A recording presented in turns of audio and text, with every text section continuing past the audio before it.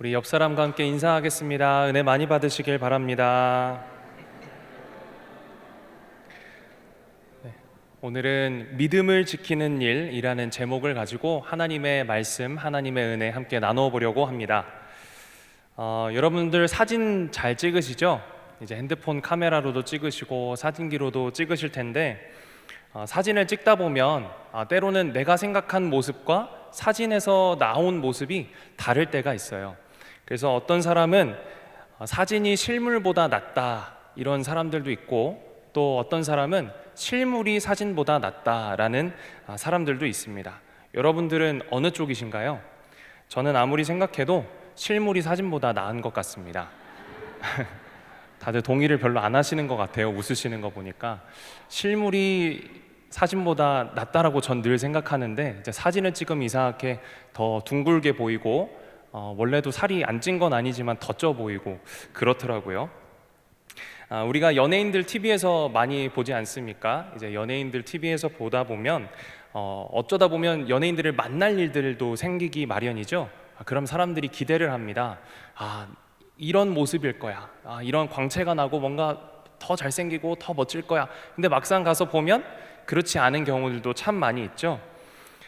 우리가 이런 사실들을 미루어 볼 때 우리가 기대하던 것과 실제가 부딪혀지는 상황들을 우리가 경험하게 되는데요, 그것이 다를 때 사람들은 실망한다라는 사실을 우리는 알 수 있습니다. 이 믿음을 지키며 사는 우리 삶에도 이런 혼란이 찾아올 때가 있기 마련인데요, 때로는 내가 생각하고 기대하던 것과는 다른 일들이 내 삶에 펼쳐지게 되면 우리는 실망도 하고 낙심도 하게 됩니다. 오늘 말씀의 본문에 이 세례 요한이라는 사람이 그렇게 이 실제와 자신이 바라던 바와의 이 충돌을 겪은 사람의 이야기인데요, 오늘 본문은 세례 요한이 옥에 갇혀 있을 때 자신의 제자 2명을 예수님께 보내며 질문을 하나 던지는 내용으로 시작됩니다. 세례 요한이 예수님께 과연 묻고 싶었던 질문의 내용과 이에 대한 예수님의 대답을 들으면서 오늘 하나님께서 우리에게 주시는 은혜를 발견할 수 있기를 주님의 이름으로 축복합니다. 먼저 오늘 본문의 말씀 19절과 20절 말씀 같이 한번 보도록 하겠습니다. 19절과 20절입니다. 시작. 요한이 그 제자 중 둘을 불러 주께 보내어 이르되 오실 그이가 당신이오니이까 우리가 다른 이를 기다리오리이까 하라 하매 그들이 예수께 나아가 이르되 세례 요한이 우리를 보내어 당신께 여쭈어 보라고 하기를 오실 그이가 당신이오니이까 우리가 다른 이를 기다리오리이까 하더이다 하니, 지금 우리는 이 요한이 예수님께 던진, 제자들을 통해 던진 질문의 내용들을 살펴보았습니다. 여러분, 무슨 뜻인 것 같으십니까? 오실 그이가 당신이오니이까 아니면 우리가 다른 이를 기다리오리이까, 조금 말이 하오리이까 이러니까 좀 어렵지만 사실 이 질문의 핵심은 무엇입니까? 예수님께서 과연 우리가 기다리던 구원자가 맞으시냐, 정말 우리가 기다리던 메시아가 맞으시냐라는 사실을 물어보고 있는 거예요. 예수님께서 우리를 구원하기 위해 하나님께서 보내주신 그 예언의 사람이 맞습니까? 그 예언의 구원자가 맞습니까? 라고 확답을 요구하는 것이죠. 그런데 여기서 우리는 이상한 점을 하나 발견할 수가 있습니다. 사실 이미 세례 요한은 예수님께서 하나님이 보내신 구원자라는 사실을 이미 인정하고 확신했다라는 사실인데요, 요한복음 1장 29절에서 30절 말씀 한번 보도록 하겠습니다. 요한복음 1장 29절에서 30절입니다. 이튿날 요한이 예수께서 자기에게 나아오심을 보고 이르되 보라, 세상 죄를 지고 가는 하나님의 어린 양이로다. 내가 전에 말하기를 내 뒤에 오는 사람이 있는데 나보다 앞선 것은 그가 나보다 먼저 계심이라 한 것이 이 사람을 가리킴이라. 여러분 보십시오. 지금 세례 요한이 예수님께서 공생애를 시작하시기에 앞서서 세례 요한에게 세례를 받으러 오실 때 그 예수님의 모습을 보며 뭐라고 얘기하고 있습니까? 보라, 세상 죄를 지고 가는 하나님의 어린 양이다. 이 말은 해석해서 말하면 이분이 바로 내가 예비하는 그분, 내 뒤에 오실 그분, 바로 하나님의 구원자요 우리 이스라엘을 구원하실 이스라엘의 왕이시다 라고 고백하고 있는 것이죠.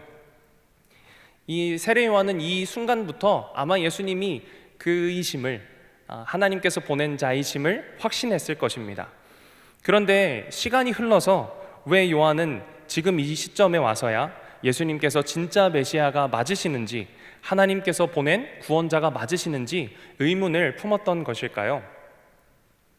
이 사실을 알아보려면 세례 요한이 어떤 메시지를 전했고 이 사람이 예수님에 대한 어떤 기대를 품었는지를 알아봐야 할 필요가 있습니다. 먼저 세례 요한이 전한 이 메시지는요, 쉽게 말하면 심판의 메시지였다라는 것입니다. 마태복음 3장 7절에서 8절에 세례 요한은 자신들에게 세례 받으러 오는 사람들, 특히 어떤 임박한 진노를 피해서 세례만 받으면 내가 구원을 받겠지라고 쉽게 여겼던 여러 사두개인들과 바리새인들을 향해 이렇게 말하고 있습니다. 요한이 많은 바리새인들과 사두개인들이 세례 베푸는 대로 오는 것을 보고 이르되 독사의 자식들아, 누가 너희를 가르쳐 임박한 진노를 피하라 하더냐? 그러므로 회개에 합당한 열매를 맺고. 세례 요한이 이 백성들에게 전한 메시지는 심판의 때가 다가왔다, 그러니 전심으로 회개하고 하나님께로 돌아오라, 이런 내용을 담고 있습니다. 이 내용은 마치 우리가 익숙히 들었던 것과 같습니다. 구약 성경의 이 말기에 보면 하나님께서 수많은 예언자들, 선지자들을 보내시면서 하나같이 하신 말씀이 바로 이 내용이죠. 이 나라를 하나님께서 멸망케 하실 것이다. 이렇게 살아가는 백성들아, 하나님을 등돌리고 죄를 범하고 하나님에게서 멀어지는 이 백성들아, 멸망할 것이다. 그러니 다시 하나님께로 돌이켜라, 다시 하나님께로 돌아와라. 이것이 바로 구약시대의 예언자들의, 선지자들의 메시지죠. 세례 요한의 메시지가 바로 이 메시지와 같은 뜻이었다라는 것입니다. 여러분, 그렇다면 세례 요한이 이런 심판의 메시지를 전하면서 내 뒤에 오실 분은 이런 일을 할 것이야 라고 기대했던 바는 무엇일까요? 심판을 예고했으니 하나님께서 보낸 그 분이, 구원자가 오셔서 악한 것들을, 특별히 이스라엘을 억누르고 있던 모든 악한 권세들을 다 몰아내고 이 나라를 뒤집어 엎고 하나님의 공의와 정의로 바로 세워지는 나라를 세우기를 원하지 않았겠습니까? 그게 바로 세례 요한이 바라고 있던 예수님의 모습이었던 것입니다. 그러나 예수님의 사역의 모습은 세례 요한이 예상하고 기대했던 바와 정반대의 모습이었죠. 왕으로 군림하시면서 악한 자들을 심판하시는 강력한 왕과는 거리가 멀었습니다. 오히려 예수님께서는 가장 낮은 곳으로 찾아오셔서 섬기는 종으로서 사역하셨습니다. 그렇기 때문에 이 요한의 마음에 혼란이 찾아오기 시작한 겁니다.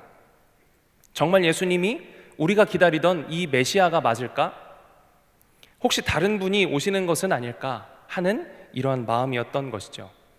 더군다나 이 세례 요한이 지금 이 예수님께 제자들을 보내는 상황들을 살펴보았을 때, 지금 세례 요한은 헤롯이 그 아내를 잘못 취한 일에 대해서 질책하였기 때문에 옥에 갇혀 있는 상황입니다.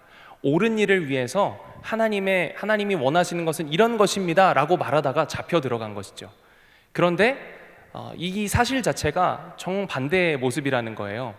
왜냐하면 잘못한 것들은 하나님께서 심판하시고 공의와 정의를 세우셔야 맞는데, 잘못한 사람들은 그대로 호의호식하면서 떵떵거리며 살고 있단 말입니다. 그런 상황들을 보면서 세례 요한이 마음에 어려움이 찾아왔던 것이죠. 여러분, 오늘 우리가 이 세례 요한의 모습을 보면서 우리의 모습을 비춰볼 수 있어야 합니다. 우리도 이렇게 믿음이 흔들리는 경우들이 종종 있는데요. 우리가 믿음이 흔들리는 이유는 무엇일까요? 만약 우리가 가야 할 곳이 분명하고 우리가 바라보는 곳이 명확하다면 우리는 어떤 힘든 일이 찾아와도, 어떤 어려운 일이 와도 그걸 견딜 수 있을 것입니다. 예를 들면 옛날에 이 로마의 핍박에 맞서서 예수님을 믿는 신앙을 지켰던 많은 그리스도인들이 순교를 두려워하지 않았던 것과 같은 의미라고 볼 수도 있겠습니다.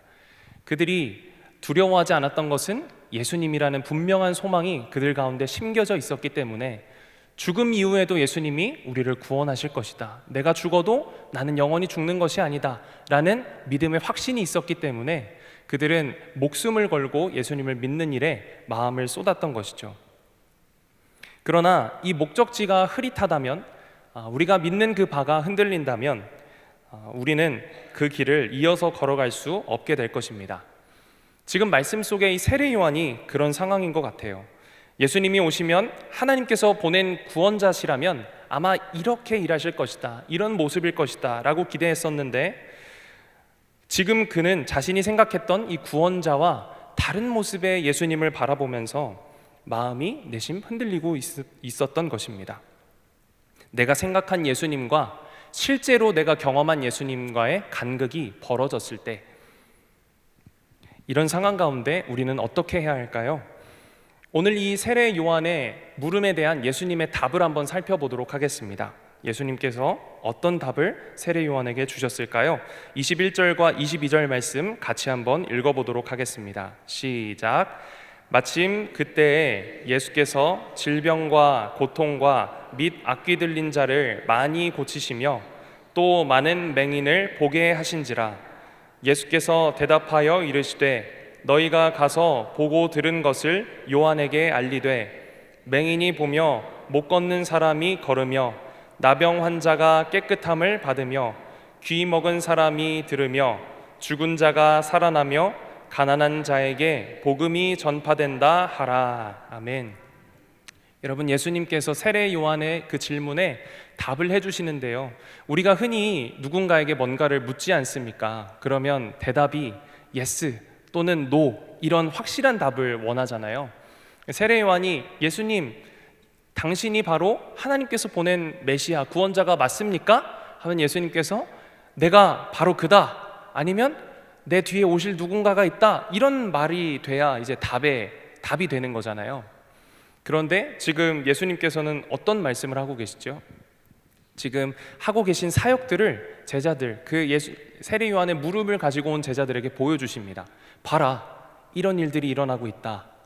뭐라고 말씀하시죠? 맹인이 본다, 못 걷는 사람이 걸을 수 있다, 나병 환자가 깨끗함을 받는다, 귀 먹은 사람이 듣는다, 죽은 자가 살아난다, 가난한 자에게 복음이 전파된다. 보고 들은 것을 전하라고 말씀하고 계신 것이죠. 여러분, 예수님께서 보고 들은 대로 왜 전하라고, 그냥 확실한 답변을 주실 수 있음에도 불구하고 예수님은 왜 이런 말씀을 통해서 보고 들은 대로 전하라고 말씀하신 것일까요? 21절에 예수님께서 이 하신 말씀들, 맹인이 보고 못 걷는 자가 걷고, 이런 말씀들을 잘 살펴보면요, 사실 이 내용들은 이사야서에서 이미 메시아를 예언하는 내용의 성경 말씀임을 우리는 알 수 있습니다. 이사야 42장 6절에서 7절은 이렇게 기록하고 있습니다. 나 여호와가 의로 너를 불렀은즉 내가 내 손을 잡아 너를 보호하며 너를 세워 백성의 언약과 이방의 빛이 되게 하리니, 내가 눈먼 자들의 눈을 밝히며 갇힌 자를 감옥에서 이끌어내며 흑암에 앉은 자를 감방에서 나오게 하리라. 아멘. 여러분, 이해가 되십니까? 예수님께서 말씀을 통해서 이런 일들이 예언되어 있었는데 봐라, 지금 이런 일들이 현실로 일어나고 있다 라고 말씀해주고 계신 거예요.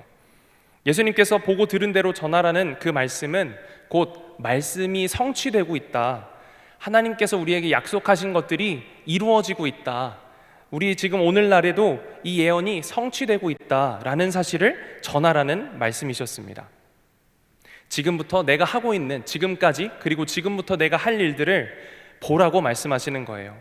단순히 지금 행하는 여러 가지 기적들, 많은 사람들이 떡을 먹고 눈먼 자가 정말 보게 되고, 그런 사람들이 눈에 번쩍 뜨이는 그런 이벤트들을 보라는 것이 아니고, 그게 왜 일어났는지, 그게 어디서부터 나온 것인지, 그리고 그걸 이루시는 예수님은 과연 누구인지를 한번 보라고 말씀하고 계신 것입니다. 예수님의 사역은요, 늘 이 말씀을 성취하시는 사역이셨어요. 그래서 우리가 신약 성경에 예수님의 이런 일들을 잘 살펴보다 보면요, 이런 대목들을 발견하게 됩니다. 이렇게 하신 이유는 예수님이 이렇게 기록된 말씀을 이루려 하심이었더라. 예수님은요, 그 모든 사역이 바로 하나님의 예언을 성취하기 위함임을 기억하시기를 바랍니다. 그게 바로 예수님의 사역이고 예수님의 일이셨던 거예요. 하나님께서 말씀을 통해 주신 약속을 성취하시는 예수님이야말로 진정한 하나님께서 보낸 이 땅의 왕이시고 하나님이 보낸 구원자시라는 사실을 이들에게 전하고자 하셨던 것입니다. 여러분, 우리도 내가 생각한 예수님, 내가 생각한 신앙생활, 내가 생각한 하나님이 다 있습니다. 그런데 실제로는 그 하나님을 만나고 말씀을 통해서 배우고 내 삶에 나타나는 일들을 보면 그 괴리감 때문에 때로는 마음이 흔들리기도 한다는 것이죠. 이 가운데 우리는 말씀을 통해서 예수님께서 어떤 분이신지 그리고 무엇을 위해 오셨는지를 깨달아야 할 줄로 믿습니다. 오늘도 우리의 믿음의 삶 가운데 이해되지 않는 부분들이 있죠. 왜 예수님을 믿는데 이런 일이? 왜 하나님을 믿는데 이런 일이? 나의 삶에 이해되지 않는 모든 일들을 우리는 어디서 찾아야 합니까? 하나님께서 우리에게 주신 약속, 언약의 말씀 속에서 찾아야 할 줄로 믿습니다. 이 말씀이야말로 하나님을 기록하고 있는 것이고 하나님을 계시하고 있는 것이고 살아계신 우리 예수님을 증언하고 있는 줄 믿으시길 바랍니다.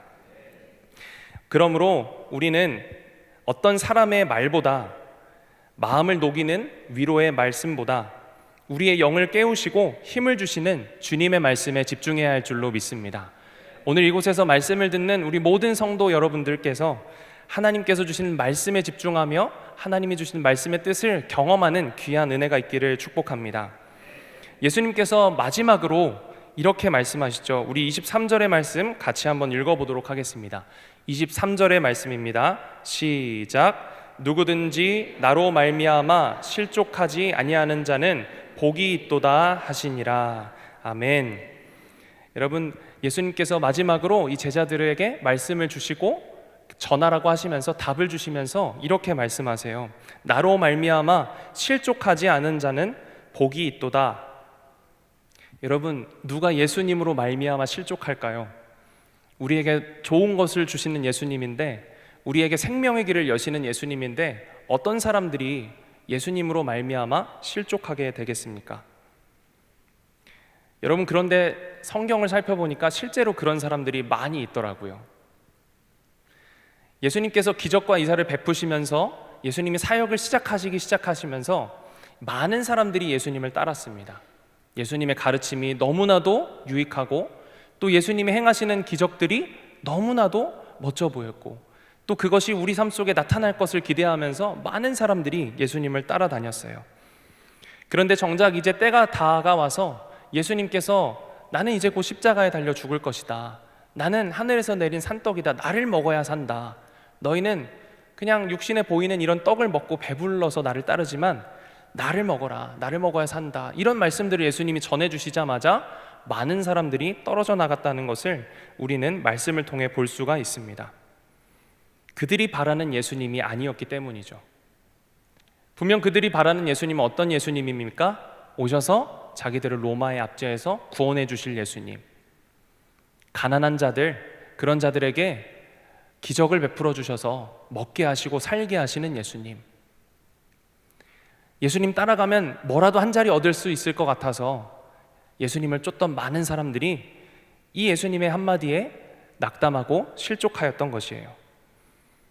그러나 예수님께서 어떤 분이신지 그리고 어떤 일을 위해 이 땅에 오셨는지를 안다면, 그래서 말씀이 이끌어 주시는 대로, 말씀이 증언하시는 대로 예수님을 따라간다면 우리는 결코 실족하지 않을 줄로 믿습니다. 그리고 그 예수님을 따라가는 자들의 결말은 무엇입니까? 영원한 생명, 하나님의 구원을 얻게 될 줄로 믿습니다. 여러분, 오늘 우리에게 가장 좋은 길을 제시해 주시는 예수님이 계시죠. 그 예수님이 계신데 우리는 실족할 일이 무엇이 있겠습니까? 내가 가진 예수님에 대한 생각을 내려놓을 수 있는 우리 모두가 되기를 주님의 이름으로 축복합니다. 내가 가지고 있던 편견, 예수님에 대한 기대와 바람, 이런 것들 내려놓고 말씀이 증언하시는 대로 실제이신 예수님이 어떻게 일하시는지를 늘 바라보며 깨어서 그분을 따라가는 제자로서 살게 되시기를 주님의 이름으로 축복합니다. 우리를 위해 십자가에 달려 죽으시고 부활하심으로 우리를 구원하신, 영원한 생명에 이르게 하신 그 주님을 바라볼 때 우리는 마치 반석 위에 세운 집과 같이 흔들리지 않고 믿음으로 나아가게 될 수 있을 줄로 믿습니다. 여러분, 이제 성탄절이 곧 다가오죠. 어떤 예수님을 기대하십니까? 우리 많은 것들을 기대하잖아요. 이 성탄절이 오면서 이 성탄절이 주는 그런 분위기들, 화려함들, 그런 것들 많이 기대하는데, 그런 것들보다 예수님이 이 땅에 오신 이유를 묵상할 수 있는 이 대림절, 대강절 기간이 되시기를 축복합니다. 주신 말씀 앞에 겸손한 마음으로 주님의 뜻을 구하면서 오늘도 성실히 주님을 따르는 자들은 결코 낙심하지 않고 주님이 주시는 기쁨과 복을 누리게 될 줄로 믿습니다. 오늘도 말씀을 따라 주님의 제자로서 복된 발걸음을 해나갈 수 있기를 주님의 이름으로 축복합니다. 기도하겠습니다. 하나님, 감사합니다.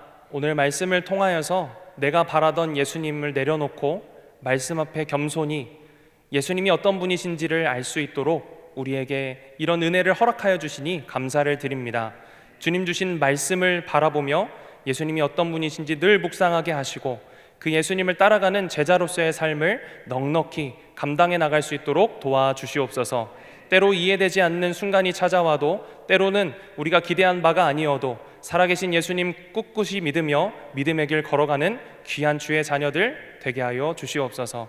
살아계신 예수님의 이름으로 기도드립니다. 아멘.